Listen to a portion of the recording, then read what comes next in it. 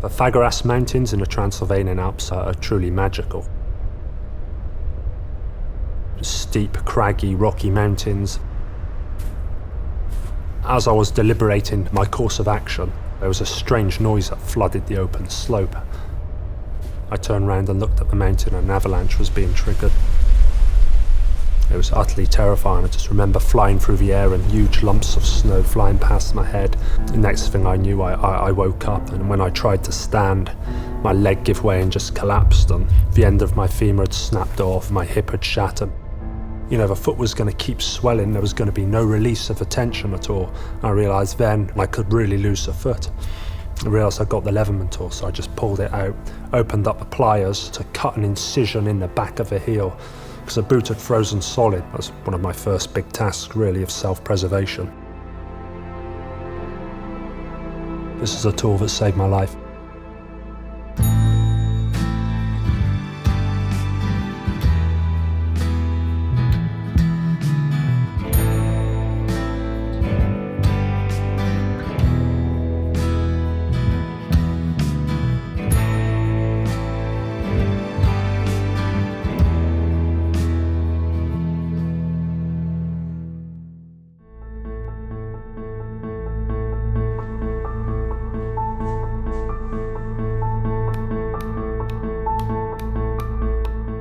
I met Steve Berliner, my eventually to be business partner at Oregon State. The first time I met Tim Leatherman was in the table tennis room, becoming pretty good friends that way. And we also had skill sets that were complementary of each other. I knew that he was dependable, reliable. I knew he was punctual. I knew that I could count on his word. When I first met him, I thought this guy is a good player. When I first saw this beautiful girl come down into the ping pong room, I tried very hard to play very impressively, see if I could get her attention. Tim is inclusive and able to understand other cultures. So he just defy my definition of what American is like.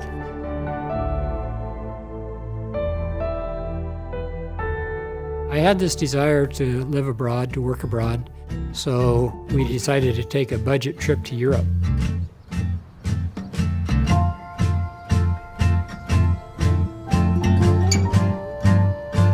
We went there with the hope to be able to backpack and hitchhike our way around. It didn't work out very well, and so we decided that we'll buy a car.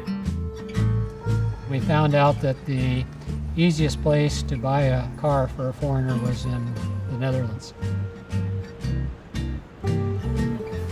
And once we had our day or two of tourism, then that was what we're quite focused on. We were just literally walking along the streets, and there was a Fiat 600 with a for sale sign in it.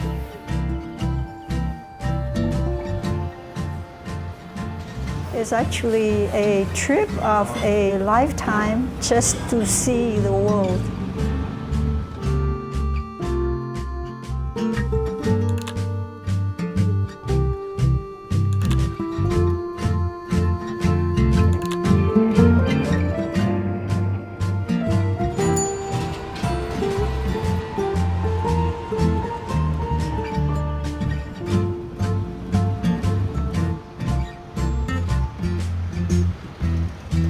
The Fiat was not entirely reliable. It did need repairs now and then. Back in those days, I did have a few rudimentary tools, handy for everything from making adjustments on the carburetor to tightening up bolts.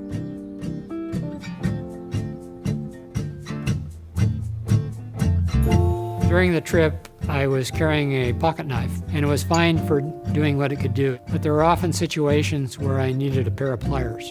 And as I say, this was a what are we going to do with the rest of our lives trip. So as we were traveling, I was jotting down notes. And one of the notes was, in essence, put a pair of pliers in a pocket knife. But this idea would prove to be much more complicated than I initially imagined.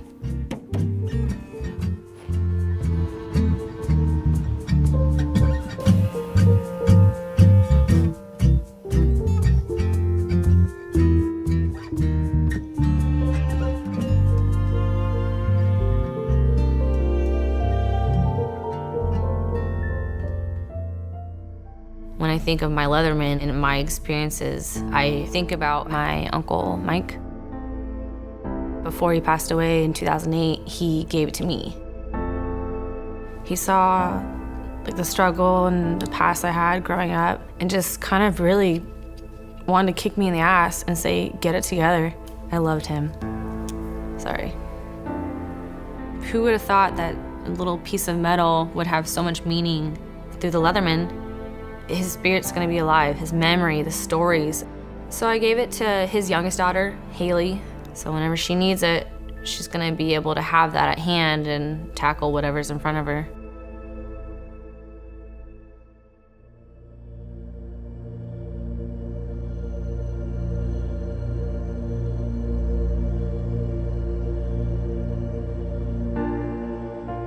When we returned to the United States, I decided that adding a pair of pliers to a pocket knife was the project I wanted to work on. My first step in this project was to create the prototype. I spent the first 3 years of this project in my brother-in-law's garage.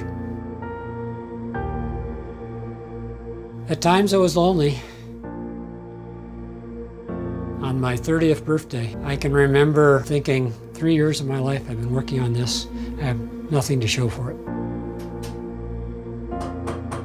And I remember starting to cry. And then waking up the next morning, today's a new day, I still have a goal, let's go see what I can do. He's serious about that goal, and that's one of the few characteristic that I really admire. My wife, turns out, is a very patient woman, and she was willing to support us for the entire 3 years. I'm hopeful, but very cautiously hopeful, in the sense that I don't know it would be well received, that he can produce it and that he can sell it. Would you like to meet Mr. Crunch? Is that me? Would you like to meet Mr. Crunch? Mr. Crunch? Yes. You see this pocket knife size tool? Very compact. Fits right in the palm of your hand. But you open it up and you have a pair of needle nose pliers.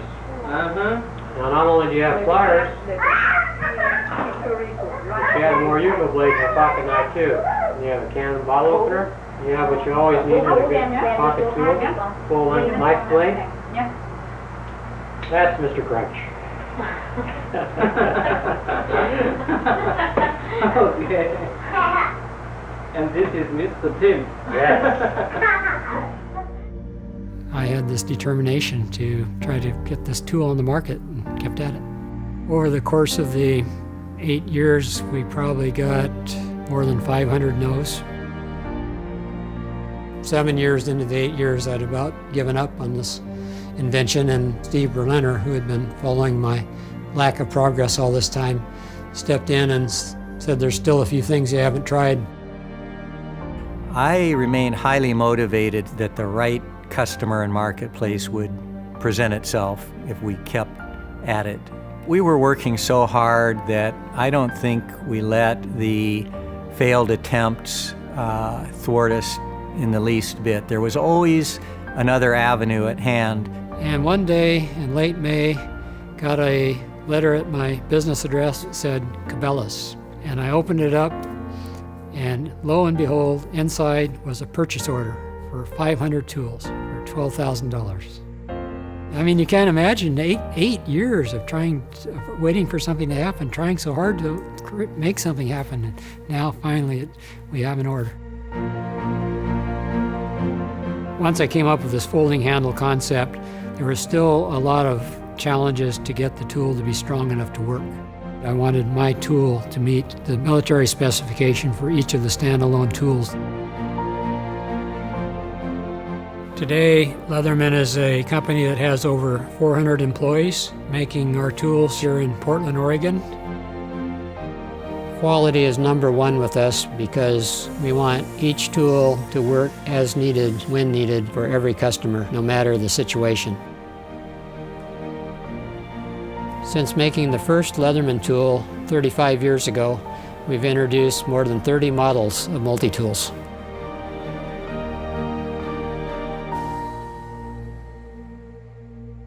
I have a lot of respect for the way you have to travel over the ice. I parked my truck, got the four-wheeler loaded up, the wife on the back, and we buzz in across the lake, and it had a couple inches of snow, light powder on it, and there had been other tracks on the lake, so I thought the ice was safe. We're buzzing across, and she's just going kind of slow. And next thing you know, the front end goes in, and she just stopped, dropped, and rolled right in. I swam around. I tried to get out.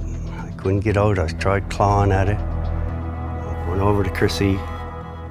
We just said, I told her I loved her and I'd give her a kiss. That's the point that we didn't figure we were going to make it. And whatever happened in my head, I didn't say anything.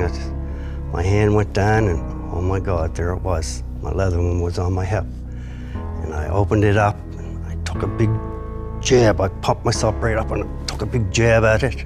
And I come out with momentum, and I just went woof, right around in a circle, and I'm looking right at her. The wife was right there.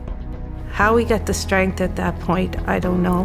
One thing I do know, obviously there was a little bit of divine intervention, but without the Leatherman, we certainly would never have gotten out of that.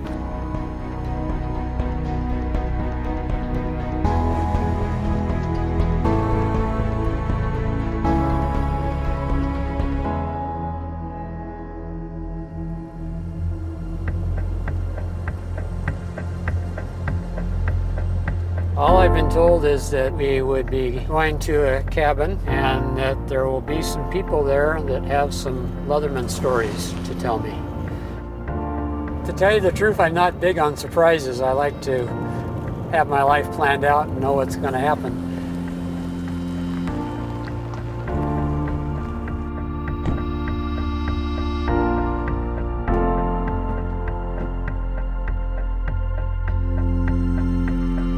Hello, hello. How you doing?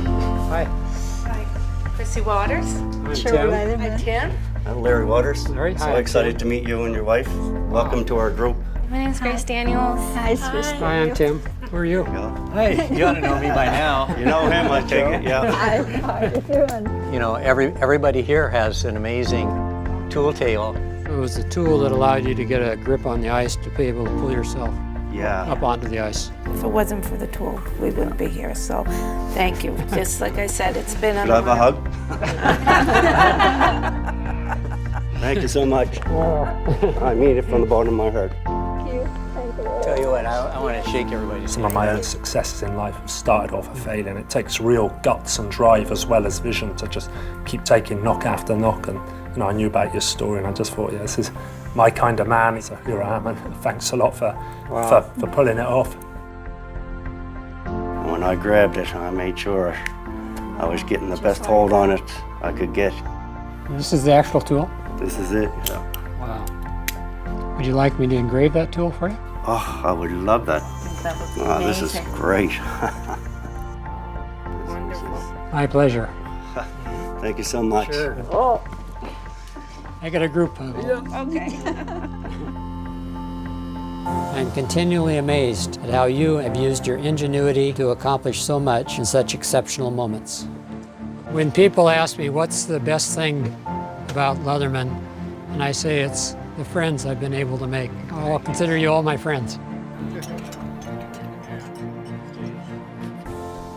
You start out making something practical that people will buy it because it's practical, and you end up finding out that it's much more than practical.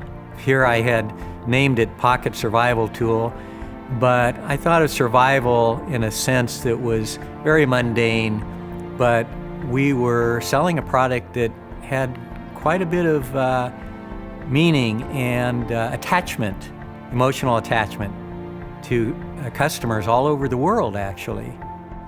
There's a fine line between perseverance and failure to accept reality. But if you're going to err on one side or the other, err on failing to accept reality and being too perseverant rather than giving up too soon.